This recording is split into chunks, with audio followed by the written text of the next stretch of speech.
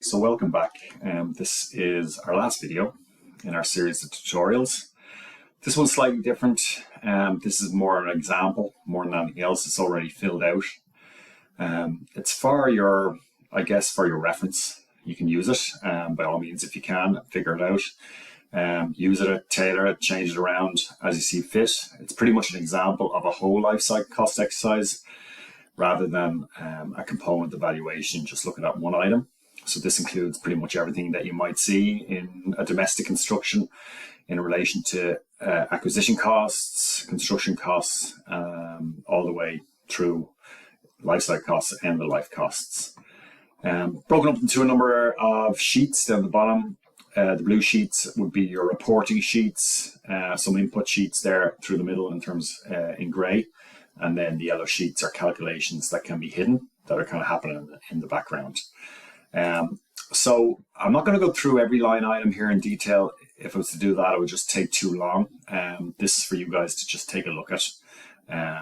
You can pretty much figure out, if you can figure out Excel spreadsheets and you're good with formula, you'll figure out yourself what's kind of happening. You might necessarily figure out the formulas, but ultimately it's kind of all linked across the different sheets. So you update one item, it should work its way across all other items. So the first sheet is general project attributes, and this is where you fill in your project details. Importantly here, your life cycle cost data is here in life cycle cost related data. The study period is 50 years here. You could put in 60, you could put in 70, you can put in how many years you want, up to 100 years. Anything over that I won't calculate because the spreadsheet's not necessarily built to accommodate that, although columns could be added and formulas could be filled across to increase the calculations. Don't get confused between the study period and the design period down here, which is 120 years. So that's just the building will stand for 120 years. Have a look at the drop-down menus here. Once you click on a cell, you can click a little drop-down box and select from that. Or there'll be some cells that you can kind of type in information. So this pretty much is where you'll input the stakeholder details, the project details, site details, size of the building, number of stories, etc., etc. So there's a bit of detail in there. Have a look at it. Nothing too complicated. The next sheet is where you'll input your data in relation to energy costs. So again, the size of the building, which is pulled from the project details. Information in there in relation to U values for glazing, heat recovery, efficiency, air tightness, etc. There's a calculation here in terms of PV panels, photovoltaics, so an install costs, that install costs in relation to energy savings, so there'll be a payback period calculation. This will be where you'll input in the costs of your energy.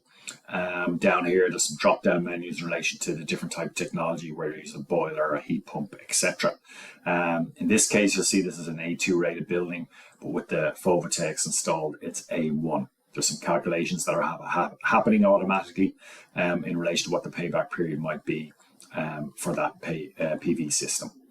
So again, every item there's probably a bit of explanation, but I'm hoping maybe you can kind of figure it out yourselves. If you do have any questions, by all means, send me an email.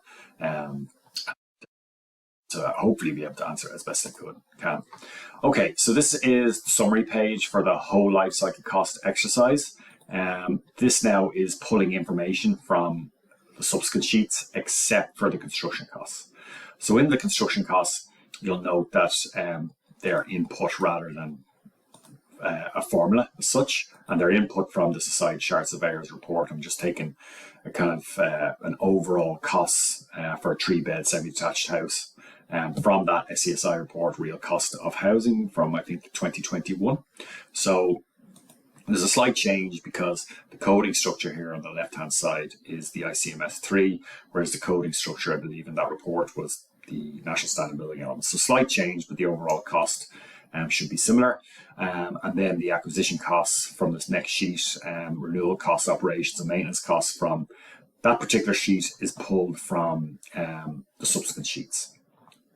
Okay, so the next sheet is a chart. So these charts are charts. These charts are pulled from different data and different sheets, and will obviously change once the information is changed.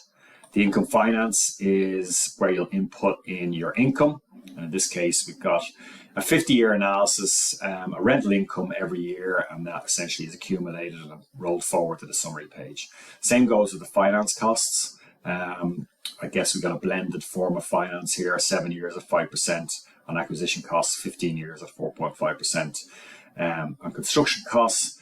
And the acquisition cost is on the next sheet. Now, this particular one here is ROAM, standing for replacement, operations, maintenance, end of life, or renewal, operations, maintenance, and end of life. This is a sheet that, depending on what coding structure you input here with respect to, for example, with respect to the ICMS. So if it's 3, it's renewal costs. If it's 306, it's renewal costs, surface and underwater drainage. You put your cost item in there, you put your cost in today's money, and it'll calculate it based on a yearly evaluation of that particular cost, or periodic evaluation of that particular cost over the course of a 50-year period. Now, note in the cash flow here, this particular cash flow stops at 50 years because that's essentially what was in the project details. If you had put 60 years in, it'll calculate over 60. If you had put 70 years in, it'll calculate 70. So there's an element of automation there, depending on what you want to see, even though that calculation goes out to 100 years. So it won't calculate, if you put 100 years in, obviously in your study period, it'll calculate out to 100 years, but if you put 120 years in, it won't. It'll only still calculate it out to 100. So that's the max it can go in relation to a study period, and generally life cycle cost exercises don't go over 60 years, so I don't think you're going to have any issue there. The renewal costs, the operations costs and maintenance, and then the life costs are all in the one sheet here, and there's some VLOOKUPs in the summary page that will pull the different cost items for the different categories into their appropriate cells. So even though you may be a little bit messy here in terms of the overall, I guess, hierarchy of coding, you can mix and match, and it'll pull the different costs into the proper cells and different categories on the summary page. So this would be an evaluation here in terms of life cycle costs for a domestic construction over a 50-year period. Now, from a kind of a landlord developmental appraisal, it's including things that you probably wouldn't see in there, because if you're building homes and you're renting them out, you're not necessarily looking after cleaning costs, you're not looking after energy costs, but they're in here anyway just to show you that those calculations can be included. So the internal rate of return and the payback on the developer's investment in this case is going to be skewed because there's costs in there that they really wouldn't be looking after in terms of renting out that particular unit or that particular house. So play around with that, look at it. Depending on what you put in here in terms of replacements, getting automatically populated over in the right hand side. There's different kind of include uplift or don't include uplift. As you're aware, I think I've explained it before, generally you'll include an uplift factor when you're dealing with replacement costs, because you've got to take out the old item to replace that particular item with its new version. Whereas when you're dealing with maintenance costs down here, you won't have an uplift factor. It's just that same cost in terms of servicing the boiler, for example, every year. So there's no taking out the old boiler, so to speak, in terms of that servicing. So it's consistent cost. So there's a little drop down to either include an uplift. The uplift in this case is 10%. It was input in the project details. If you change that, it would apply a different uplift factor. So that uplift factor is that extra overcost for taking out the old items. The next number of sheets here are kind of input sheets. This is reference. This is a reference sheet just to see with some examples of different items, different BOQ items getting replaced in different scenarios or different years. This is where the energy costs are calculated. You can hide that if you want. That's getting automatically populated. In fact, I think that's a protected sheet. You can unprotect it if you want. There's no password to it. And some calculations can happen in the background there in relation to internal rate of return, etc., etc. So there's a bit to this that I'm not explaining, that I'm kind of hoping you will be able to follow. Again, this will depend on your skill in Excel, really, looking at certain formulas and trying to figure out what's happening in a cell and then relating that to the other cells it's pulling information and data from. But again, as I said, it's a good example of maybe the trajectory of where you could go with this. It can be an example of something that you might be able to tailor or use in your own context.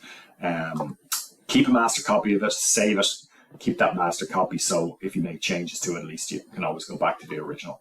But as I said, I'm more than happy to share this with you. Have a look at it, spend a bit of time on it, or not, depending on what level you want to bring your skill set to in lifecycle costing. But it's a good example of a kind of a whole life example of a complete building with all the costs associated with it. But again, it's just an example. It's not based on any real from the perspective of doing a lifecycle cost exercise. So best of luck with that. And if you have any questions, give me an email, dermot.kelly@tudublin.ie. Thank you very much.